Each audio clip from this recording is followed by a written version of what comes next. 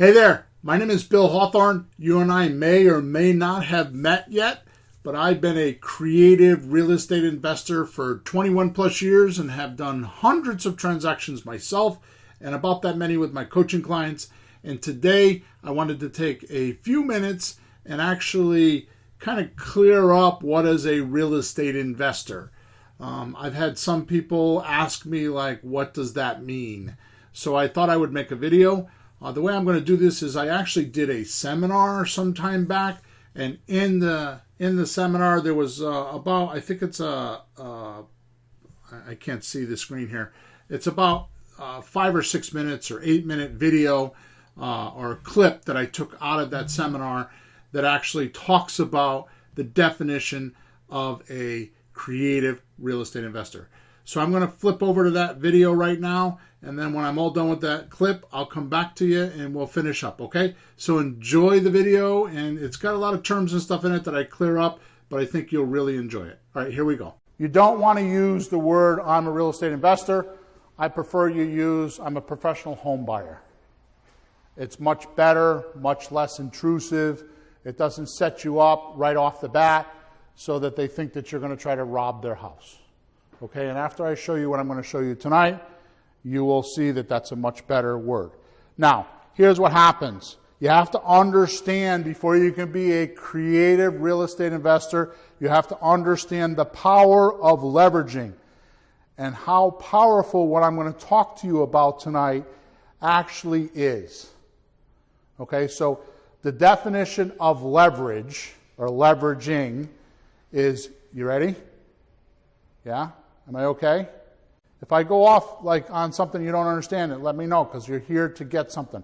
I could talk about anything you want to talk about real estate. It don't matter to me what I talk about. So if you don't understand something, just tell me and we'll make sure you get it, okay? So leverage, it's using borrowed capital for an investment usually, expecting the profits made to be greater than the interest payable. So basically, if you're going to borrow $20, you need to make, and you got to pay $2 in interest, you got to make more than $22 to make that a leverage deal. Are you with me? This is the whole world, guys. This is what banks do. This is what the whole world does. It's a leveraging world. If you think you need cash or you need money for real estate, you're just not educated. That's all. You're not real estate educated. That's all. You don't need money to buy real estate. Because the guys that have money don't know what we know or what I'm going to teach you, and they don't want to be bothered to learn it. They just want to park their bucks and get their investment. They're lazy investors. I'm doing some deals right now, or we're trying to do some deals right now in Norwich with some apartment buildings, and I was talking to a high-powered realtor on Monday, and I call it dumb money. You know, these stockholders come in with these REITs and these real estate investment companies and all these fancy names for these pile of money, and they buy property. It's dumb money. All they're looking at is a few numbers, and they go and dump the money and think they're going to make a bunch of money, and sometimes they do. Most of the time they don't. I mean, I had a realtor tell me today, I have a guy that is a commercial realtor telling me,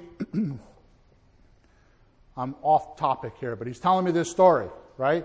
He's telling me about how he had an assisted living property out like in Waterford or something like that, a REIT, which is a real estate conglomerate. It's a bunch of people that put money in and they keep it invested. It's kind of like a money market. You know, like a retirement money market, except it's for real estate. That's what a REIT is, okay? And they own this property, and they had a company that it's a assisted living place that was closed down. So it's all done, ready to go. It was just closed. The guy that had it defaulted on the loan and closed the business. But the property was good, right?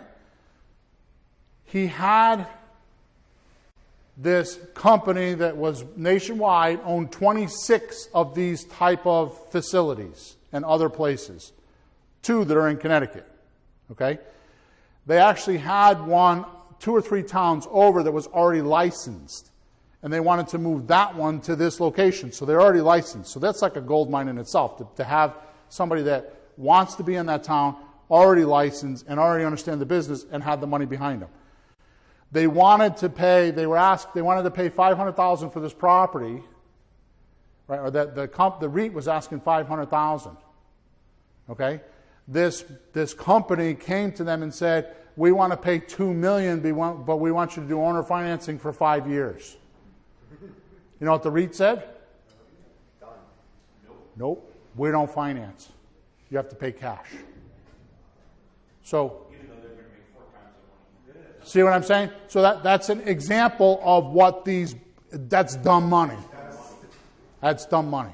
I point blank said to the guy, dude, you should have called me. I would have raised the $500,000 and we would have wrote the note for $2 million. I would have, yeah.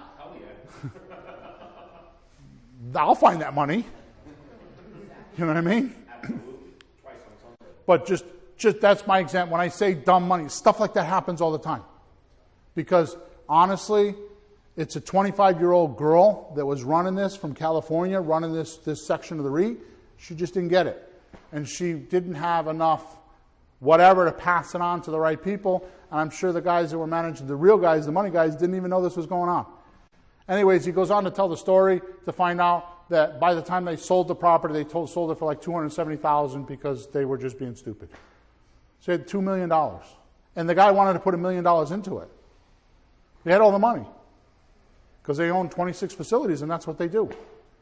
So that's dumb money, okay? So my point is that's leveraging. Does that make sense? You take a little bit and you get a lot. You with me? Good. Now that puts me into the creative investor definition. What is a creative investor? So this is my own definition. The other one I got out of Webster Dictionary or something like that. This is my own definition, right? So a creative investor is someone who uses maximum leverage, mostly by not using large sums of money for down payments, right? Or the least amount of money to get into a deal. So he or she can acquire and or control, because you're going to realize tonight that you don't always have to buy property, but if you control it, you can do even better. Okay? Can acquire and or control as many properties as possible without overtaxing. You know, overtaxing like not taxes like you pay, but overtaxing like overbearing themselves. Or maxing his or her potential to buy. Okay? And if this is done correctly, which I'm going to show you tonight, you're always going to have really close to infinite returns. Okay? And a lot of big-time investors don't think like that. Now, they think how they think, and they got a lot of money, and that's totally cool. There's nothing wrong with what they do. But I'm going to show you some ways where you're going to make some really infinite returns. Okay? Does this make sense? Now let's look at the word infinite, because I want to make sure we got all this cleared up before we start talking about this tonight, all right? So infinite means limitless or endless in space, extent, or size. Basically, it's impossible to measure. Are you with me so far? I know I'm kind of like throwing a lot of terms around tonight. I want to make sure you get them all before we start talking about numbers, and I want to make sure you get the basics in, okay? So, an example would be if you put down $0, right? Or have zero into the deal, and you made $10,000, okay?